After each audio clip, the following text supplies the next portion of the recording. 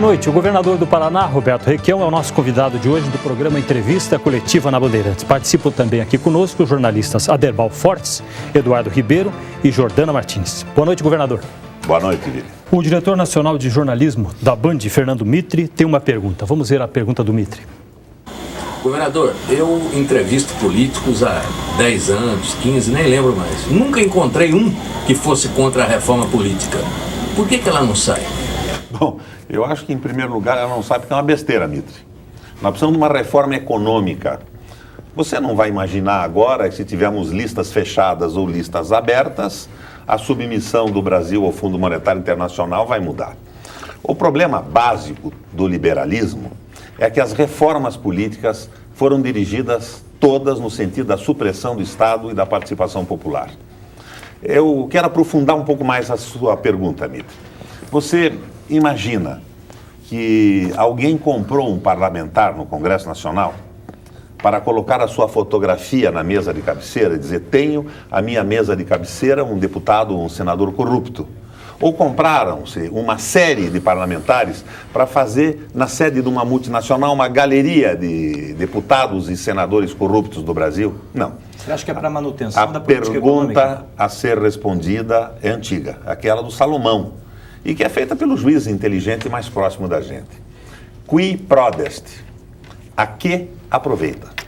Eles foram comprados para votar a reforma da Previdência, eles foram comprados para mais na frente sustentar a recorrente independência do Banco Central, que já é independente do Brasil, ele é nomeado por banqueiros, mas eles queriam institucionalizar isso para que uma próxima eleição não pudesse, de uma hora para outra, mudar uma política econômica que só favorece o capital.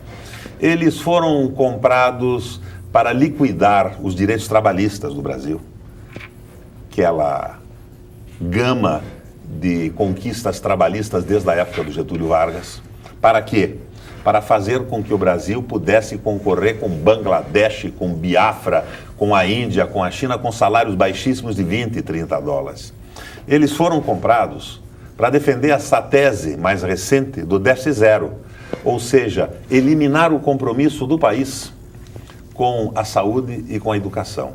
Eles foram comprados para acabar com a Seguridade Social e acabaram com a reforma da Previdência.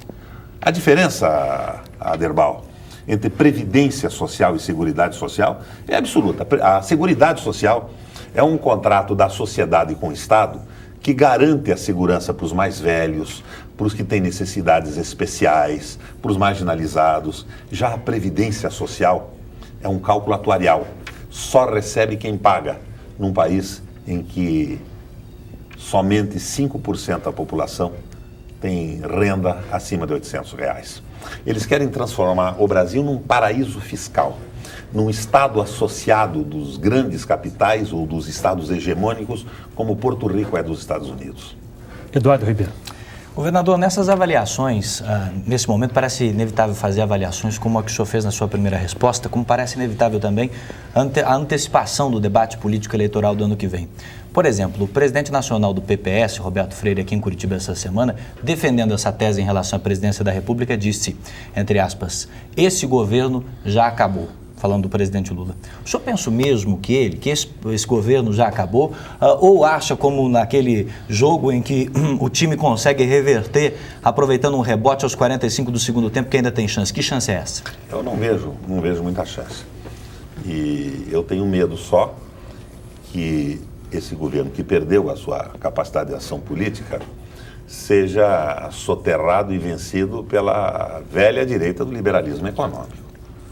Que, com a derrubada do PT, se consiga definitivamente o Banco Central independente, o fim dos direitos trabalhistas, o déficit zero, que daí nós não temos um país mais. O que se discute, Eduardo, é uma tese muito interessante.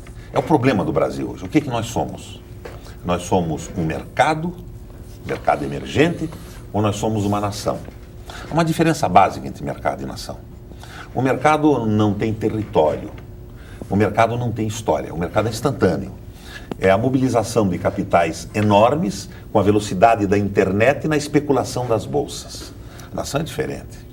A nação se constitui na história, ela tem uma história anterior e ela tem uma história a ser construída. A nação avança no seu processo cultural e civilizatório, na luta pela preservação do território e pelo caldeamento das raças e das culturas. O mercado tem consumidores, a nação tem cidadãos. Há uma diferença básica. O Brasil para os brasileiros ou o Brasil para o mercado? O Brasil mercado? para os brasileiros e o Brasil para o mercado. O Brasil nação ou o Brasil mercado, ou seja, o Brasil mercado só para aqueles que estão inseridos no mercado de trabalho e de consumo e que podem pagar. Esta é a grande contraposição de ideias que nós vivemos hoje. E, lamentavelmente, hoje, a blindagem não é para o Lula nem para o PT. A blindagem é para o Palocci, que é a continuidade do Brasil mercado. A falta de visão nacional, a falta de solidariedade e amor pelo povo. E é isso que elegeu o Lula. O que elegeu o Lula foi esse desejo de Brasil-nação, desejo de mudança. A mudança não ocorreu. Então, o que tentamos nós dentro do PMDB hoje? Um programa de governo que desperte de novo a esperança dos brasileiros. Como dizia Maomé no Alcorão, o grande pecado é o pecado contra a esperança do povo. Jordana Martins. Governador, eu vou fazer uma pergunta que eu acredito que muito paranaense gostaria de fazer hoje para o senhor, que é em relação ao pedágio, muita gente deve até estar esperando isso, essa resposta. Como solucionar esse impasse do pedágio, desatar esse nó, como o senhor já falou muitas vezes? Eu estou avançando nisso. Em primeiro lugar, já estaria dobrado se não fosse ação do governo. Mas o que nós temos que entender é que um governo corrupto, assessorado por advogados competentes, cria um nó muito difícil de ser desatado. Mas o nosso governo tem insistido. E hoje, você já vê, Jordana, que juízes estão dando sentenças duras favoráveis ao interesse popular defendido pelo Estado. Daí outros juízes desmancham. Mas acabou aquela situação inicial em que todos os juízes, influenciados pelo liberalismo econômico, observavam aquela máxima jurídica, pacta sunt servanda. Os contratos têm que ser observados, mesmo que sejam absolutamente contra o interesse público. Têm que ser observados para a preservação da ordem econômica.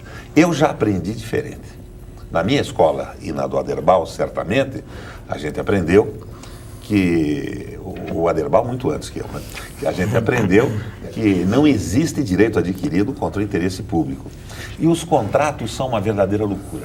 Pra vocês terem uma ideia, telespectadores da Band, eles estão faturando esse ano 640 milhões de reais para a manutenção de 2.300 quilômetros de estrada. Se as estradas do Paraná estivessem em boas condições, como estavam quando eu deixei o governo, 100 milhões de reais seriam suficientes para manter esses 2.300 quilômetros pedagiados, mais os 11 mil e poucos quilômetros das estradas paranaenses. 13 mil e poucos quilômetros de estradas do Paraná seriam mantidos. É uma verdadeira loucura.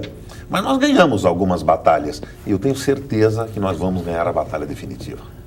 Nós vamos, terça-feira, anunciar na escola de governo a entrada de algumas ações interessantes por parte do Executivo do Estado em defesa dos interesses populares. Dá. Uma delas é em relação à compra do Banestado pelo Itaú. O Joel Malucelli, que é o chairman da Band aqui, que é banqueiro também, sabe que o Itaú comprou o Banestado por 1 bilhão e 600 milhões de reais. Considerou-se um crédito tributário de 80 milhões de reais e o crédito tributário levantado é de 1 bilhão e 800 milhões de reais. Ou seja, ganhou o banco e mais 200 milhões de reais. E ficou com um fundo de provisão para ações trabalhistas que não foi usado, mas que era um fundo do Estado do Paraná. Um fundo, por exemplo, que o governo do Rio de Janeiro já recebeu. Nunca prestou contas disso. E a função do governo é tomar essas posições. Vamos dizer, o Requião está em mais uma briga, mais uma peleia. O Requião é polêmico. Não. Eu fui eleito para governar o Paraná, para o povo paranaense. Eu não fui eleito pelo Bradesco, não fui eleito pelo Itaú, nem pelas concessionárias de pedágio. Então nós vamos entrar com essas ações. E vamos entrar com uma ação fulminante em relação ao pedágio. Fulminante. Não acredito que haja juiz do Brasil que não dê guarida para a ação que nós ingressaremos na terça-feira. E qual é a linha, governador? Mesmo que o senhor não a antecipe, claro que faz parte da estratégia do jogo, mas vamos no pedir decorrer do governo, falou-se em encampação das ações, cancelamento... Até caso de polícia virou, e né? boa parte caso de polícia. E boa parte das vitórias não foram duradouras, de um lado ou de outro. Claro, e por quê? Porque havia no país esse veso liberal, do Pacta Sunt Servanda. O Lerner assinou. Então, bom ou mal tem que se cumprir. O povo se ferra, não, mas não tem importância. O Lerner assinou, a Assembleia permitiu. Não é assim, né? E senão, daqui a pouco um governo vende o Brasil, nós temos que entregar. Não é assim. Quem tem que falar a última palavra é o povo. E eu vou pedir o equilíbrio econômico-financeiro dessas tarifas, que é o que eles fazem contra o Estado quando acham que precisa aumentar. Eu vou mostrar que estão ganhando demais e vou baixar essa tarifa. Vamos para o nosso intervalo. Estamos conversando aqui com o governador do Paraná, Roberto Requião. Já voltamos com o programa Entrevista Coletiva na Band.